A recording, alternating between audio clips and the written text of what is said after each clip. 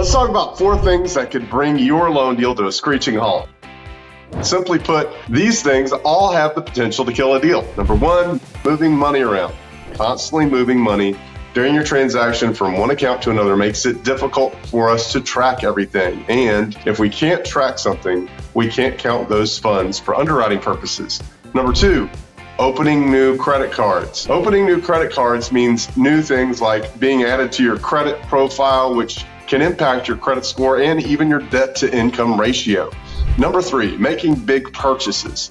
Now, doing these things like financing a new car, a bunch of new furniture, or new appliances for your new home, this could increase your debt to income ratio and mess up your reserve requirements. And last but certainly not least, number 4, quitting your job.